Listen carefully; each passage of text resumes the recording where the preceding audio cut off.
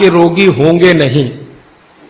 माने चूना वो बोलते हैं सबसे बेहतरीन वातनाशक औषधि है। मेथी का दाना तो है ही, चूना उससे थोड़ा 1 डिग्री ऊपर है।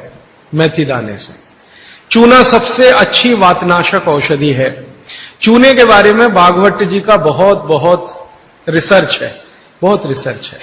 और वो ये कहते हैं कि ये भगवान की दी हुई प्रचंड मात्रा में अद्भुत ऐसी चीज है जो आपके बात के सब रोगों को दूर करेगी। माने घुटने दुखते हैं, कमर दुखती है, कंधा दुखता है, चूना खाइए। फिर वो कहते हैं कि इतना ही नहीं, शरीर में कैल्शियम जो है ना, कैल्शियम ये एक घटक है, माइक्रो न्यूट्रिएंट इसको कह सकते हैं अंग्रेजी में, सूक्ष्म पोषक तत्व है। ये कैल्शियम के बारे में जो गंभीर बात है आज के विज्ञान के हिसाब से जो मैं कहना चाहता हूं, भागवत जी ने तो 3500 साल पहले कह दिया, आज का विज्ञान उसको प्रूव कर रहा है, कंफर्म कर रहा है। वो ये कि कैल्शियम की कमी अगर शरीर को है तो आपको 20 नहीं 50 बीमारियां आएंगी। कैल्शियम की कमी अगर है शरीर को तो 50 बीमारियां आएंगी। क्या क्या आ सकता है? हर तरह का दर्द आपको होगा, हर तरह का, मांसपेशियों का दर्द, हड्डियों का दर्द, सब तरह का। हड्डियों की जितनी विकृतियां हैं वो सब कैल्शियम की कमी से आएंगे। हड्डियों के जितने रोग हैं वो सब कैल्शियम की कमी से आएंगे। फिर वो कहते हैं कि रक्त के बहुत सारे रोग कैल्शियम की कमी से आते हैं, रक्त के रोग, खून की बीमारी। फिर वो कहते हैं कि बहुत सारे कफ के रोग कैल्शियम की कमी से आते हैं। तो कैल्शियम कम नहीं होने देना चाहिए। जो विज्ञान आज का कहता है, आधुनिक विज्ञान ये कहता है कि कैल्शियम वो माइक्रो न्यूट्रिएंट है, वो सूक्ष्म पोषक तत्व है जिसके शरीर में रहने पर ही दूसरे सूक्ष्म पोषक तत्व उपयोगी होते हैं। ये 12-15 साल का रिसर्च है, एक वाक्य में मैंने खत्म कर दिया। कैल्शियम की उपस्थिति में ही बाकी सभी सूक्ष्म पोषक तत्व उपयोगी होते हैं।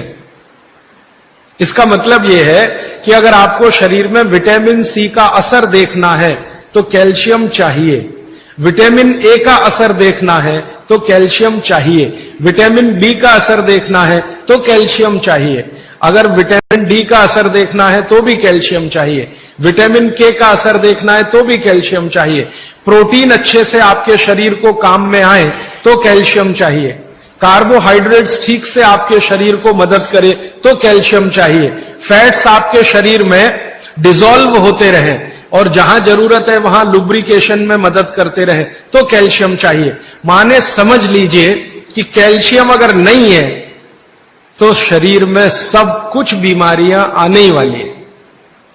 इसलिए कैल्शियम की उपलब्धता शरीर को होनी ही चाहिए। अब इसके बारे में भागवत जी कहते हैं, आधुनिक विज्ञान ने अभी प्रूव किया, भागवत जी पहले ही कह गए कि हमारे शरीर की 40 वर्ष की उम्र तक, 40 से 45 वर्ष की उम्र तक जो कुछ भी हम खा रहे हैं इसी में से हमको कैल्शियम मिलता रहता है।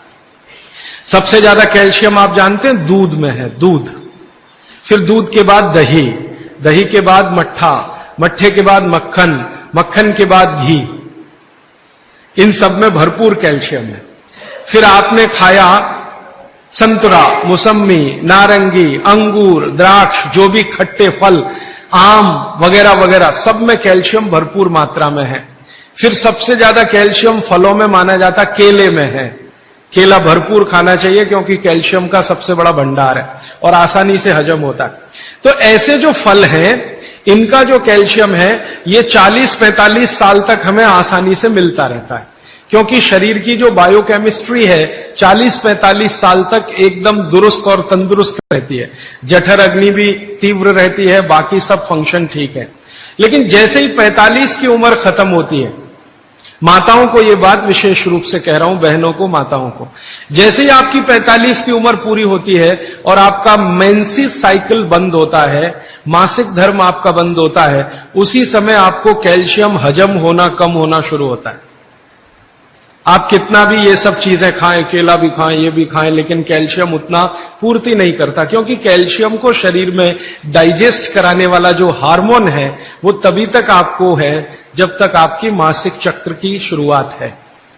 मासिक चक्र बंद होते ही ये हार्मोन कम होता है। आप जानते हैं कई हार्मोन्स कम हो जाते हैं, तो कैल्शियम डाइजेस्ट होना बहुत मुश्किल होता है।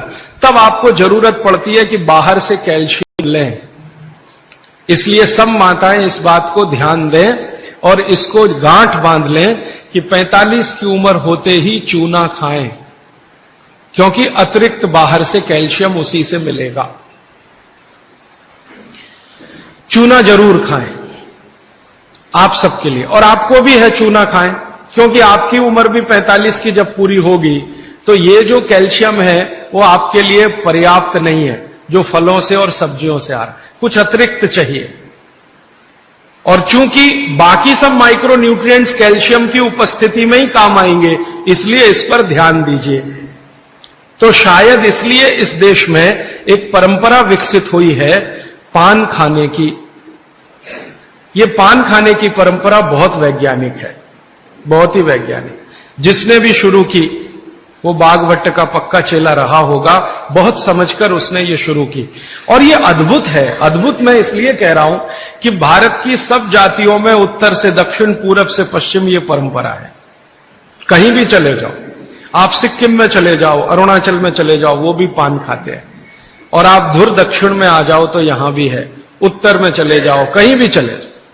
तो ये पान खाना भारतीय सभ्यता का एक बहुत महत्वपूर्ण अंग है जो स्वास्थ्य से जुड़ा हुआ है।